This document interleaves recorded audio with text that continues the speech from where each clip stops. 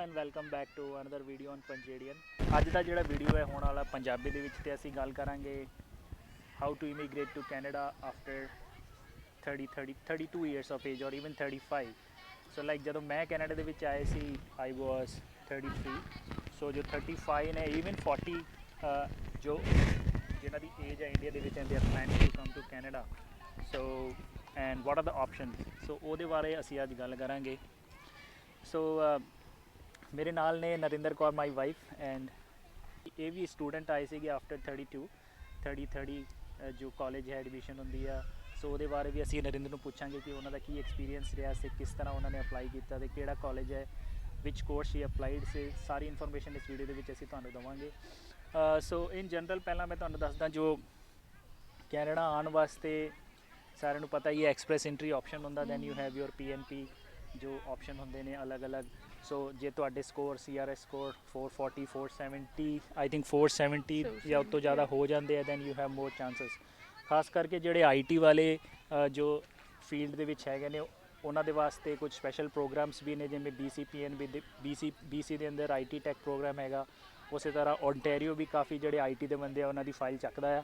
ਸੋ ਇਹ ਇੱਕ ਆਪਸ਼ਨ ਹੈਗਾ ਉਹਨਾਂ ਵਾਸਤੇ ਜਿਨ੍ਹਾਂ ਦੀ ਜੇ ਈਵਨ ਏਜ ਦੀ ਉਹਨਾਂ ਦੀ 30+ ਵੀ ਆ, ਸਟਿਲ ਉਹਨਾਂ ਦੇ ਕੋਲ ਥੋੜ੍ਹੇ ਚਾਂਸਸ ਹੈਗੇ ਨੇ ਟੂ ਇਮੀਗ੍ਰੇਟ ਟੂ ਕੈਨੇਡਾ ਉਹ ਪ੍ਰੋਗਰਾਮਸ ਦੇ through, but specially for IT guys. So ਅਸੀਂ IT ਦੇ ਇਲਾਵਾ ਕੀ ਆਪਸ਼ਨ ਹੈ ਉਹਦੇ ਬਾਰੇ ਗੱਲ ਕਰਾਂਗੇ।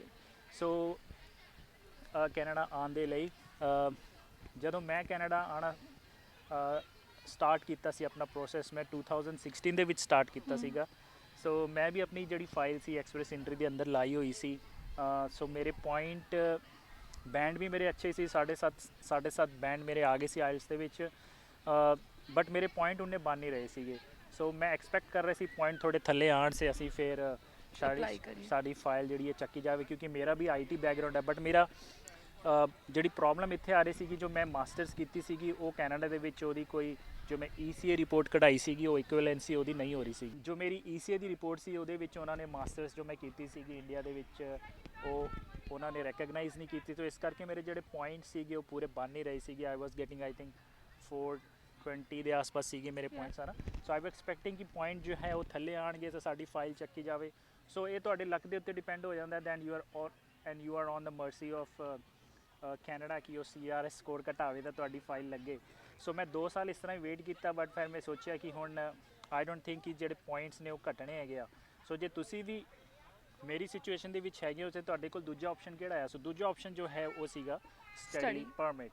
ਸੋ ਸਟੱਡੀ ਪਰਮਿਟ ਬਾਰੇ ਨਰਿੰਦਰ ਤੁਹਾਨੂੰ ਦੱਸੋਗੇ ਇਹਨਾਂ ਨੇ ਕਿਸ ਤਰ੍ਹਾਂ ਆਪਣੀ ਜੋ ਜਰਨੀ ਹੈ ਸਟਾਰਟ ਕੀਤੀ। ਸੋ ਅਸੀਂ ਫਿਰ ਡਿਸਾਈਡ ਕਰ ਲਿਆ ਕਿ ਅਸੀਂ ਹੁਣ ਸਟੱਡੀ ਪਰਮਿਟ ਦੇ ਥਰੂ ਹੀ ਅਪਲਾਈ ਕਰਾਂਗੇ। ਬਟ ਸਾਨੂੰ ਕੀ ਚੈਲੰਜਸ ਆਈਆਂ ਸਟਾਰਟਿੰਗ ਦੇ ਵਿੱਚ, ਅਸੀਂ ਏਜੰਟ ਨੂੰ ਮਿਲੇ, ਉਹਨਾਂ ਨੇ ਕੀ ਸਾਨੂੰ ਕਿਹਾ ਹੈ ਨਾ। ਸਾਨੂੰ ਉੱਥੇ ਕਾਫੀ ਸੈਟਬੈਕਸ ਵੀ ਹੋਏ ਕਿ ਕਾਫੀ ਲੋਕ ਏਜੰਟਸ ਨੇ ਸਾਨੂੰ ਕਿਸ ਤਰ੍ਹਾਂ ਸਾਨੂੰ ਉਹਨਾਂ ਨੇ ਕੀ ਇਨਫੋਰਮੇਸ਼ਨ ਦਿੱਤੀ ਉਹ ਸਾਰੀ Narinder if you can tell our viewers. So ਅਸੀਂ ਜ਼ਿਆਦਾਤਰ ਆਪਣਾ ਐਜੂਕੇਸ਼ਨ ਕੰਸਲਟੈਂਟ ਜਿਹੜੇ ਵੀ ਸਾਰੇ ਅਵੇਲੇਬਲ ਸੀ ਟਾਊਨ 'ਚ ਉਹਨਾਂ ਨੂੰ ਕੰਟੈਕਟ ਕੀਤਾ। ਬਟ ਬੇਸਿਕਲੀ ਉਹਨਾਂ ਦਾ ਇੰਟਰਸਟ ਹੁੰਦਾ ਹੈ ਕਿ ਜਿਹੜੇ ਫਰੈਸ਼ਲੀ ਆਪਣੇ ਬੋਰਡ ਜਿਨ੍ਹਾਂ ਨੇ ਆਪਣਾ ਕਲੀਅਰ ਕੀਤਾ 12th ਸਟੈਂਡਰਡ ਦਾ, ਉਹਨਾਂ ਨੂੰ ਉਹ ਸਪੈਸ਼ਲੀ ਮੋਟੀਵੇਟ ਕਰਦੇ ਨੇ ਕਿ ਅਬਰੋਡ ਜਾਣ, ਬਿਕੋਜ਼ ਉਹਨਾਂ ਦਾ ਐਡਮਿਸ਼ਨ ਛੇਤੀ ਹੋ ਜਾਂਦਾ। ਗ੍ਰੈਜੂਏਸ਼ਨ ਨੂੰ ਜ਼ਿਆਦਾ ਘੱਟ ਰਿਕੁਆਇਰਮੈਂਟ ਹੁੰਦੀ ਹੈ ਆਇਲਸ ਦੀ, ਐਂਡ ਉਹਨਾਂ ਦਾ ਇੰਨਾ ਵਰਕ ਐਕਸਪੀਰੀਅੰਸ ਵੀ ਡਜ਼ਨਟ ਮੈਟਰ, ਉਹਨਾਂ ਦਾ ਕੋਈ ਐਜੂਕੇਸ਼ਨ ਗੈਪ ਨਹੀਂ ਹੁੰਦਾ ਅਤੇ ਉਹਨਾਂ ਦੀ ਫਾਈਲ ਈਜ਼ੀਲੀ ਗੋ ਥਰੂ ਹੋ ਜਾਂਦੀ ਹੈ ਅਤੇ ਕੰਸਲਟੈਂਟ ਦਾ ਇੱਕ ਰੈਪੂਟੇਸ਼ਨ ਬਣ ਜਾਂਦਾ ਹੈਗਾ। Yeah that is the easiest way to come ਸਾਡੇ ਕੇਸ 'ਚ ਤੁਹਾਡਾ ਐਜੂਕੇਸ਼ਨ ਗੈਪ ਕਿੰਨਾ ਸੀਗਾ? 8 years almost, and but I have my job experience which helped me to cover that gap ਨਾ। ਸੋ ਫਿਰ ਕੀ ਹੁੰਦਾ ਸੀ ਕਿ ਜਦ ਤੁਹਾਡੇ ਕੋਲ ਐਕਸਪੀਰੀਅੰਸ ਹੈਗਾ ਫਿਰ ਤੁਸੀਂ ਉਹਨਾਂ ਨੂੰ ਸ਼ੋਅ ਕਰ ਸਕਦੇ ਹੋ ਕਿ ਤੁਹਾਡੀ ਸਟੱਡੀ ਕੰਪਲੀਟ ਹੋਣ ਤੋਂ ਬਾਅਦ that I got married, I showed them on which month and year I got married, then ਉਸ ਤੋਂ ਬਾਅਦ ਫਿਰ ਮੈਂ ਕਦੋਂ ਜੋਬ ਆਪਣੀ ਦੂਸਰੀ ਜੁਆਇਨ ਕੀਤੀ। It should be related to your studies only.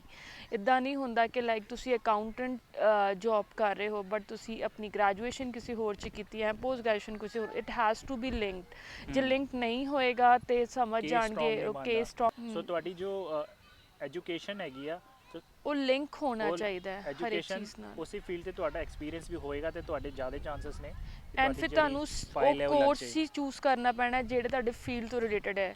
ਜਿਵੇਂ ਆਈ ਵਾਸ ਜਿਹਦੇ ਵਿੱਚ ਇੰਟਰਸਟਿਡ ਤੁਹਾਨੂੰ ਐਕਸਪੀਰੀਅੰਸ ਹੈਗਾ, ਰਾਈਟ? ਯਾ ਬਟ ਜਿਵੇਂ ਮੈਂ ਇੰਟਰਸਟਿਡ ਸੀ ਸਟੱਡੀ ਐਜੂਕੇਸ਼ਨ ਕੋਰਸ ਇੱਥੇ ਲੈਣ ਲਈ ਜਿਹੜਾ ਸਾਡਾ ਬੀਐਡ ਹੁੰਦਾ ਹੈ ਇੰਡੀਆ 'ਚ। ਸੋ ਮੈਂ ਸੋਚ ਰਹੀ ਸੀ ਕਿ ਮੈਂ ਟੀਚਿੰਗ ਫੀਲਡ 'ਤੇ ਜਾਵਾਂ, that was my interest, but ਉਹ ਮੇਰਾ ਐਕਸਪੀਰੀਅੰਸ ਰਿਲੇਟਡ ਨਹੀਂ ਸੀ ਮੇਰੇ ਸਟੱਡੀਜ਼ ਤੋਂ ਜਾਂ ਮੇਰੇ ਜੋਬ ਤੋਂ। ਸੋ ਕੰਸਲਟੈਂਟ ਨੇ ਕਿਹਾ ਕਿ ਤੁਹਾਡਾ ਰਿਜੈਕਸ਼ਨ ਦੇ ਚਾਂਸਸ ਜ਼ਿਆਦਾ ਨੇ ਰਹਿਦੇ ਨੇ ਅਪਰੂਵਲ ਦੇ। ਅਸੀਂ ਕੰਸਲਟੈਂਟ ਕੋਲ ਗਏ ਵੀ ਸੀ, ਆਈਡੀਪੀ ਉਹਨਾਂ ਕੋਲੇ ਨੇ ਗਏ ਸੀ ਯਾ ਅਸੀਂ, ਉਹਨਾਂ ਨੇ ਸਟੇਟ ਵੇ ਉਹਨਾਂ ਨੇ ਮਨਾ ਤਾਂ file ਕਰਤਾ ਚੱਕਣ ਤੋਂ ਹੀ ਮਨਾ ਕਰਤਾ ਸੀ ਕਿ ਕਿਉਂਕਿ that not possible. Education gap ਬਹੁਤ ਜ਼ਿਆਦਾ ਸੀਗਾ, 8 ਸਾਲ ਦਾ ਐਜੂਕੇਸ਼ਨ ਗੈਪ ਸੀਗਾ। ਸੋ ਫਾਈਨਲੀ ਸਾਨੂੰ ਇਦਾਂ ਦਾ ਇੱਕ ਕੰਸਲਟੈਂਟ ਮਿਲਿਆ, ਕਿਉਂਕਿ ਅਸੀਂ ਫਿਰ ਕਾਫੀ ਸਾਰੇ ਕੰਸਲਟੈਂਟਸ ਨੂੰ ਮਿਲੇ। ਸੋ ਇੱਕ ਕੰਸਲਟੈਂਟ ਸਾਨੂੰ ਮਿਲਿਆ, ਉਹਨਾਂ ਨੇ ਸਾਨੂੰ ਕਿਹਾ ਕਿ ਤੁਹਾਡੀ ਅਸੀਂ ਕੁਝ ਫਾਈਲ ਲਾ ਦਾਂਗੇ। ਯੂਨੀਵਰਸਿਟੀਜ਼ ਕੁਝ ਯੂਨੀਵਰਸਿਟੀਜ਼ ਨੇ ਜੋ ਸ਼ਾਇਦ ਤੁਹਾਨੂੰ ਲੈ ਲੈਣ, ਸੇ ਉਹਨਾਂ ਨੂੰ ਜੀਮੈਟ ਦੀ ਵੀ ਲੋੜ ਨਹੀਂ ਪੈਂਦੀ, ਆਇਲਸ ਦੀ ਲੋੜ ਪੈਂਦੀ ਹੈ। ਸੋ ਆਇਲਸ ਦਾ ਸਕੋਰ ਆਲਰੇਡੀ ਸਾਡਾ ਆ ਗਿਆ ਸੀਗਾ। ਯਾ ਬਟ ਸਟਿਲ ਉਹਨਾਂ ਨੂੰ ਸੀ ਕਿ ਸਾਡਾ ਰਿਜੈਕਟ ਹੋਏਗਾ, ਔਰ ਸਾਡੇ ਕੇਸ 'ਚ ਹੋਏ ਸੀ ਰਿਜੈਕਸ਼ਨਸ, ਲਾਈਕ ਮੇਰਾ ਵੀ ਹੋਇਆ ਜੀ ਰਿਜੈਕਟ, ਮੇਰੇ ਫਰੈਂਡਸ ਨੇ ਕੀਤਾ ਸੀ। ਬਿਕੋਜ਼ ਤੁਹਾਨੂੰ ਵੀਜ਼ਾ ਆਫਿਸਰ ਈਜ਼ਲੀ ਨਹੀਂ ਦਿੰਦਾ, ਤੁਹਾਨੂੰ ਦੇ ਗਿਵ ਯੂ ਰਿਜੈਕਸ਼ਨਸ, ਔਰ ਤੁਹਾਨੂੰ ਪਤਾ ਵੀ ਨਹੀਂ ਹੁੰਦਾ, ਅਨਪ੍ਰੈਡਿਕਟੇਬਲ ਹੁੰਦਾ ਹੈ ਕਈ ਵਾਰ। ਤੁਸੀਂ ਦੱਸੋ ਕਿ ਕਿਸ ਤਰ੍ਹਾਂ ਫਾਈਲ ਆਈ ਤੇ ਫਰਸਟ ਰਿਜੈਕਸ਼ਨ ਕਿਉਂ ਹੋਇਆ?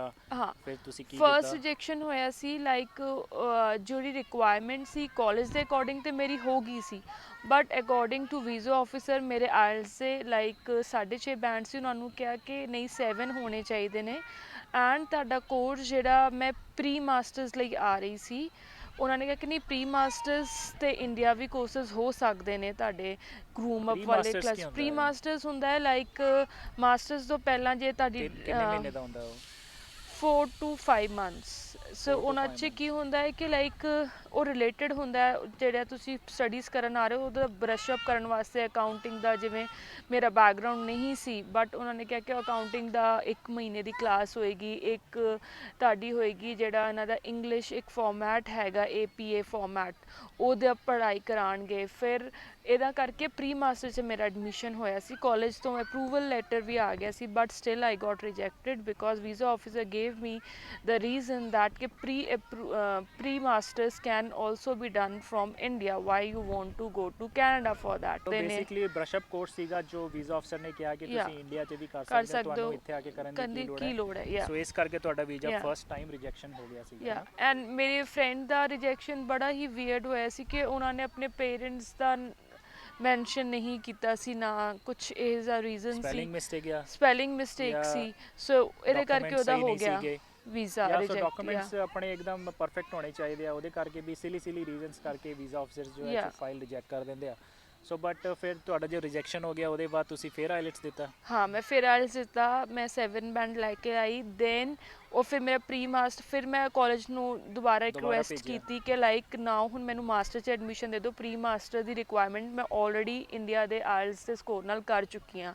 ਫਿਰ ਸੈਕਿੰਡ ਉਹਨਾਂ ਨੇ ਅਪਰੂਵਲ ਮੈਨੂੰ ਭੇਜਿਆ ਜਿਹੜਾ ਡਾਇਰੈਕਟ ਮੈਨੂੰ ਮਾਸਟਰ 'ਚ ਐਡਮਿਸ਼ਨ ਮਿਲਿਆ। ਦੈਨ ਮੇਰਾ ਵੀਜ਼ਾ ਲਾਇਆ। And then I was also dicey ਕਿ ਪਤਾ ਨਹੀਂ ਹੋਏਗਾ ਕਿ ਨਹੀਂ ਹੋਏਗਾ, ਬਿਕੋਜ਼ ਸਾਨੂੰ ਕੰਸਲਟੈਂਟ ਨੇ ਕਿਹਾ ਸੀ ਆਪਣੀ ਪੂਰੀ ਫੀਸ ਦੇ ਦਿਓ ਤਾਂ ਵੀਜ਼ਾ ਆਫਿਸਰ ਤੁਹਾਨੂੰ ਦੇ ਦਿੰਦਾ ਹੈ। But this is all myth, this is not like reality ਨਹੀਂ, ਲਾਈਕ ਬਿਕੋਜ਼ ਮੇਰੇ ਨਾਲ ਜਿਹੜੇ ਕਈ ਸਟੂਡੈਂਟਸ ਆਏ ਸੀ ਮੇਰੇ ਏਜ ਦੇ, ਉਹਨਾਂ ਨੇ ਕਈਆਂ ਨੇ ਫੀਸ ਪੂਰੀ ਨਹੀਂ ਸਬਮਿਟ ਕੀਤੀ ਸੀ। So it's up to you ਕਿ ਤੁਸੀਂ ਕਰ ਸਕਦੇ ਹੋ, ਬਟ ਇਹ ਸ਼ੋਰਟੀ ਨਹੀਂ ਹੈ ਬਿਕੋਜ਼ ਮੈਨੂੰ ਕੰਸਲਟੈਂਟ ਕਿਹਾ ਸੀ ਜੇ ਤੁਸੀਂ ਨਹੀਂ ਫੀਸ ਸਬਮਿਟ ਕੀਤੀ ਤੁਹਾਡਾ ਰਿਜੈਕਸ਼ਨ ਹੋ ਜਾਏਗਾ। ਬਟ ਬਾਵਜੂਦ ਵੀ ਮੈਂ ਆਪਣੀ ਫੀਸ ਸਬਮਿਟ ਕੀਤੀ, ਬਟ ਉਹਨਾਂ ਨੇ ਕੈਂਸਲ ਕਰਤਾ। ਪਹਿਲਾ ਵਾਰ ਜਦੋਂ ਅਸੀਂ ਫਸਟ ਟਾਈਮ ਵੀਜ਼ਾ ਲਾਇਆ ਸੀ ਕਿ ਅਸੀਂ ਪੂਰੀ ਕਾਲਜ ਦੀ ਫੀਸ ਜੋ ਸੀਗੀ ਮਾਸਟਰਸ ਦੀ 2 ਸਾਲ ਦੀ ਪੂਰੀ ਇਕੱਠੀ ਪਹਿਲਾਂ ਐਡਵਾਂਸ ਹੀ ਪੇ ਕਰ ਚੁੱਕੇ ਸੀਗੇ, ਉਹਦੇ ਬਾਅਦ ਵੀ ਸਾਡਾ ਰਿਜੈਕਸ਼ਨ ਆ ਗਿਆ ਸੀਗਾ। ਸੋ ਰਿਜੈਕਸ਼ਨ ਇਸ ਕਰਕੇ ਆਇਆ ਸੀ ਕਿਉਂਕਿ ਜੋ ਆਇਲਸ ਦੇ ਸਕੋਰ ਸੀ ਉਹ ਵੀਜ਼ਾ ਅਫਸਰ ਕਹਿ ਰਹੇ ਸੀ ਘੱਟ ਹੈ। ਸੋ ਪ੍ਰੀ ਮਾਸਟਰਸ ਬੇਸਿਕਲੀ ਉਹਦੇ ਵਿੱਚ ਤੁਹਾਨੂੰ ਥੋੜਾ ਇੰਗਲਿਸ਼ ਬ੍ਰਸ਼ ਅਪ ਵੀ ਹੁੰਦਾ, ਜੋ ਮਾਸਟਰਸ ਤੋਂ ਰਿਲੇਟਡ ਜੋ ਕੋਰਸਸ ਨੇ ਅਕਾਊਂਟੈਂਟ ਜਾਂ ਫਿਰ ਜੋ APA ਇੱਕ ਸਟਾਈਲ ਆਫ ਰਾਈਟਿੰਗ ਹੁੰਦਾ ਜਿਹਦੇ ਵਿੱਚ ਤੁਹਾਨੂੰ ਜੋ ਮਾਸਟਰਸ ਦਾ ਪ੍ਰੋਗਰਾਮ ਹੈ ਉਹਦੇ ਵਿੱਚ APA ਸਟਾਈਲ ਆਫ ਰਾਈਟਿੰਗ ਹੁੰਦੀ ਆ।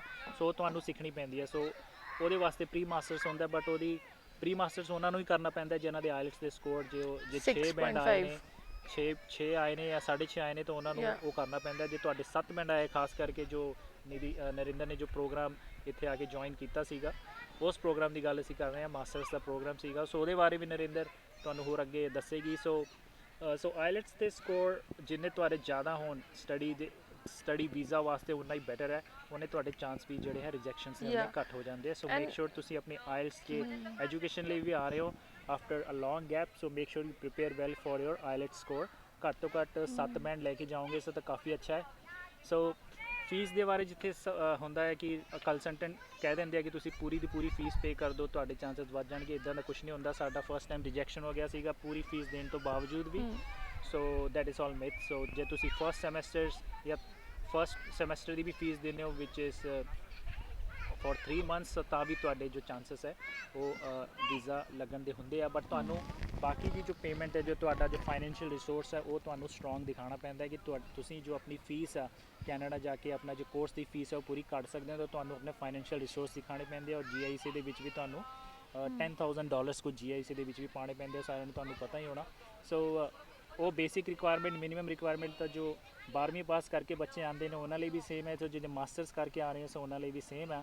ਬਟ ਤੁਹਾਨੂੰ ਜੋ ਆਪਣਾ ਐਕਸਪੀਰੀਅੰਸ ਹੈ ਐਜੂਕੇਸ਼ਨ ਗੈਪ ਤੋਂ ਬਾਅਦ ਤੁਸੀਂ ਕੀ ਕੀਤਾ, ਉਹ ਆਪਣੀ ਐਜੂਕੇਸ਼ਨ ਦੇ ਨਾਲ ਲਿੰਕ ਕਰਕੇ ਫਿਰ ਉਸੇ ਦੇ ਨਾਲ ਦਾ ਤੁਹਾਨੂੰ ਜੋ ਪ੍ਰੋਗਰਾਮ ਹੈ, ਜੇ ਤੁਸੀਂ ਕੈਨੇਡਾ ਦੇ ਵਿੱਚ ਅਪਲਾਈ ਕਰਦੇ ਹੋ ਤਾਂ ਤੁਹਾਡੇ ਚਾਂਸਸ ਐਜੂਕੇਸ਼ਨ ਗੈਪ ਹੋਣ ਤੋਂ ਬਾਅਦ ਵੀ ਵੱਧ ਜਾਂਦੇ ਆ। ਸੋ ਨਰਿੰਦਰ, ਤੁਸੀਂ ਆਪਣੇ ਕਾਲਜ ਬਾਰੇ ਦੱਸੋ, ਕਿਹੜਾ ਕੋਰਸ ਤੁਸੀਂ ਕੀਤਾ ਤੇ ਕਿੰਨੀ ਫੀਸ ਸੀਗੀ? ਸੋ ਉਹ ਕੋਰਸ ਕਿੰਨਾ ਕੁ ਟਫ ਹੈਗਾ ਕਿ ਜੋ ਕਿਸੇ ਨੇ ਅਗਰ ਜੇ ਇੰਡੀਆ ਜੋ ਇਸ ਵੀਡੀਓ ਨੂੰ ਦੇਖ ਰਹੇ ਨੇ ਉਹਨਾਂ ਨੇ ਵੀ ਐਜੂਕੇਸ਼ਨ ਦੇ ਥਰੂ ਆਉਣਾ ਹੈ, ਅਪਲਾਈ ਕਰਨਾ ਹੈ, ਸੋ ਉਹ ਪ੍ਰੋਗਰਾਮ ਬਾਰੇ ਥੋੜਾ ਦੱਸੋ। ਮੇਰਾ ਕਿਸ ਤਰ੍ਹਾਂ ਸੀ ਦਾ college ਸੀਗਾ, ਰਾਇਲ ਕਿੰਨੀ ਰੋਡ ਫੀਸ ਸੀਗੀ? ਯੂਨੀਵਰਸਿਟੀ ਸੀ, ਸੇ ਉਹਨਾਂ ਦੀ 33,000 ਉਹਨਾਂ ਦੀ ਫੀਸ ਸੀ।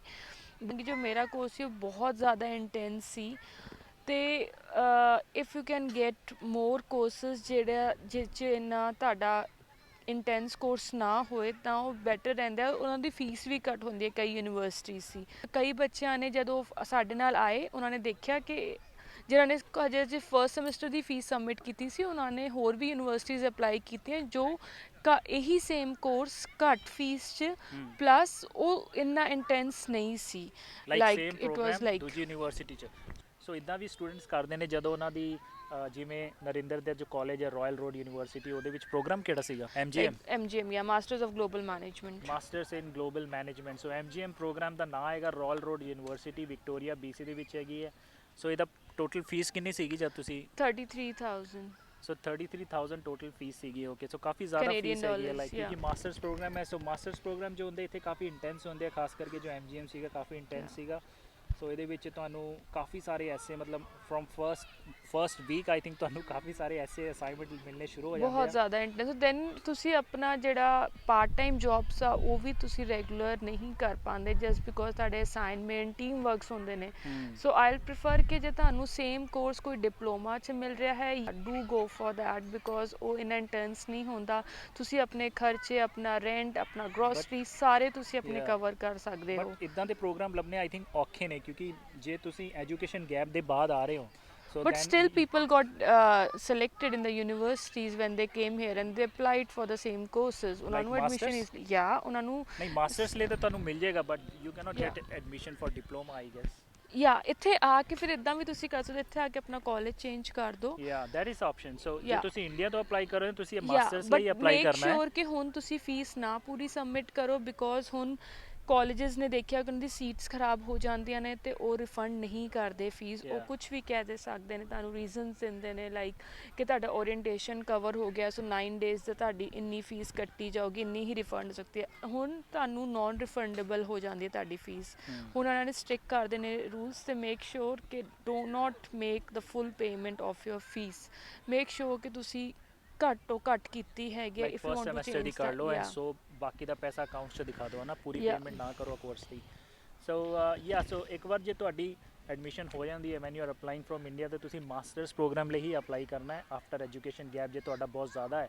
ਸੋ ਇਹਦੇ ਵਿੱਚ ਕੋਈ ਏਜ ਦੀ ਕੋਈ ਲਿਮਿਟ ਹੁੰਦੀ ਹੈ ਤੁਹਾਡੀ ਕਲਾਸ 'ਚ? ਕਿਸ ਤਰ੍ਹਾਂ ਦੀ ਏਜ ਲਿਮਿਟ ਦੇ ਸਟੂਡੈਂਟ ਸੀਗੇ? ਏਜ ਲਿਮਿਟ ਨਹੀਂ ਸੀ ਬਿਕੋਜ਼ ਮੇਰੇ ਮਾਸਟਰਸ ਕੋਰਸ 'ਚ ਸਾਰੇ ਕਾਫੀ ਰੈਪੂਟੇਟਡ ਪੋਜੀਸ਼ਨਸ ਤੋਂ ਪੀਪਲ ਆਏ ਸੀ। ਉਹਨਾਂ ਦੀ ਏਜ ਕੀ ਸੀ on an average? More than 35 I would like to say. Maximum age ਕਿੰਨੀ ਸੀ? 40 not more than 40 that plus also. Okay. So 40 Yeah. ਤੋਂ ਵੀ ਜ਼ਿਆਦਾ ਉੱਤੇ ਵਾਲੇ ਜੋ ਹਾਂ ਬਟ students ਸੀਗੇ ਜਸਟ class ਦੇ ਬਿਕੋਜ਼ ਵਿੱਚ। ਕਿ That's- ਉਹਨਾਂ ਦੇ ਕੋਲ ਬਹੁਤ ਹਾਈ ਪ੍ਰੋਫਾਈਲ ਜੌਬ ਸੀ, ਲਾਈਕ ਉਹ ਵਾਈਸ ਪ੍ਰੈਜ਼ੀਡੈਂਟ ਸੀ ਕਿਸੇ ਬੈਂਕ 'ਚ, ਕਿਸੇ ਅੱਛੀ ਰੈਪੂਟੇਟਡ ਕੰਪਨੀ 'ਚ, ਉਹਨਾਂ ਦੀ ਫਾਈਲ ਬਹੁਤ ਸਟਰੋਂਗ ਸੀ। ਸੋ ਇਹ ਰੀਜ਼ਨ ਸੀ ਉਹਨਾਂ ਦਾ ਵੀਜ਼ਾ ਨਾ ਰਿਜੈਕਟ ਹੋਣ ਦਾ, ਬਿਕੋਜ਼ ਕੈਨੇਡਾ ਨੂੰ ਉਹ ਐਜੂਕੇਟਿਡ ਲੋਕ ਚਾਹੀਦੇ ਨੇ ਜਿਨ੍ਹਾਂ ਨੂੰ ਖਾਸ ਉਹ ਕਰਕੇ ਆ ਕੇ- ਮਾਸਟਰਸ ਪ੍ਰੋਗਰਾਮ ਲਈ। ਸੋ ਮਾਸਟਰਸ Yeah. ਪ੍ਰੋਗਰਾਮ ਲਈ ਤੁਹਾਡੀ ਫਾਈਲ ਜਿੰਨੀ ਜ਼ਿਆਦਾ ਬਹੁਤ ਤੁਸੀਂ strong। ਸਟਰੋਂਗ ਬਣਾ ਸਕਦੇ ਹੋ, ਉਨੇ ਤੁਹਾਡੇ ਚਾਂਸਸ ਹੁੰਦੇ ਨੇ ਵੀਜ਼ਾ ਲੱਗਣ ਦੇ। ਜੇ ਤੁਹਾਡੀ ਜੋ ਏਜ ਹੈ 40 ਤੋਂ ਵੀ 40 ਦੇ ਉੱਤੇ ਹੈ ਜਾਂ 35 ਪਲੱਸ ਵੀ ਹੈਗੀ ਹੈ, ਤੁਸੀਂ ਅਪਲਾਈ ਕਰਨਾ ਚਾਹੁੰਦੇ ਹੋ ਮਾਸਟਰਸ ਲਈ, ਸੋ ਮੇਕ ਸ਼ੋਰ ਤੁਹਾਡੀ ਜੋ ਸਟੇਟਮੈਂਟ ਆਫ ਪਰਪਸ ਹੈ, ਤੁਹਾਡੇ ਜੋ ਡਾਕੂਮੈਂਟਸ ਹੈ, ਐਕਸਪੀਰੀਅੰਸ ਹੈ, ਈਵਨ ਯੋਰ ਰਿਜ਼ਿਊਮੇ, ਉਹ ਸਾਰਾ ਇੰਨਾ ਸਟਰੋਂਗ ਹੋਣਾ ਚਾਹੀਦਾ ਕਿ ਤੁਹਾਡੇ ਜਿਹੜੇ ਰਿਜੈਕਸ਼ਨਸ ਦੇ ਚਾਂਸਸ ਨੇ ਉਹ ਘਟਣ।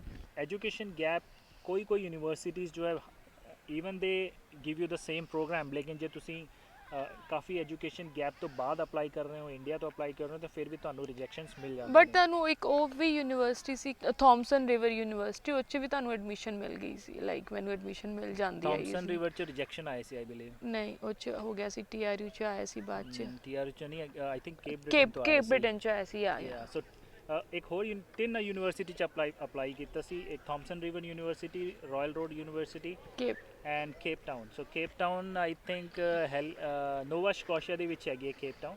ਯਾ ਸੋ ਕੇਪ ਟਾਊਨ ਤੋਂ ਆ ਗਿਆ ਸੀਗਾ ਲੈਟਰ ਆਫ ਐਕਸੈਪਟੈਂਸ, ਐਂਡ ਫਿਰ ਰਾਇਲ ਰੋਡ ਯੂਨੀਵਰਸਿਟੀ ਤੋਂ ਆ ਗਿਆ ਸੀ। Then I selected Royal Roads, ਕਿਉਂਕਿ ਇੱਥੇ ਜੋ ਮੌਸਮ ਹੈ ਵਿਕਟੋਰੀਆ ਦੇ ਵਿੱਚ ਬਟ ਤੁਹਾਨੂੰ ਹੋਰ ਵੀ ਸ਼ਹਿਰਾਂ 'ਚ ਵਧੀਆ ਓਨਟਾਰੀਓ 'ਚ, ਟੋਰਾਂਟੋ 'ਚ ਤੁਹਾਨੂੰ ਈਜ਼ੀਲੀ ਐਡਮਿਸ਼ਨਸ ਮਿਲ ਜਾਂਦੇ, ਕਿਉਂਕਿ So, ਉਹਨਾਂ ਦੇ ਕੋਲ ਵਾਈਡ ਵੈਰਾਈਟੀ ਆਫ ਕਾਲਜਸ ਨੇ। ਸੋ ਕਹਿਣ ਦਾ ਮਤਲਬ ਇਹ ਹੈ ਤੁਸੀਂ ਜ਼ਿਆਦਾ ਯੂਨੀਵਰਸਿਟੀਜ਼ 'ਚ ਅਪਲਾਈ ਕਰੋ, ਬਟ ਕੋਰਸ ਉਹੀ ਹੋਣਾ ਚਾਹੀਦਾ ਜੋ ਤੁਹਾਡੇ ਐਕਸਪੀਰੀਅੰਸ, ਤੁਹਾਡੀ ਐਜੂਕੇਸ਼ਨ ਦੇ ਨਾਲ ਮੈਚ ਹੋਵੇ।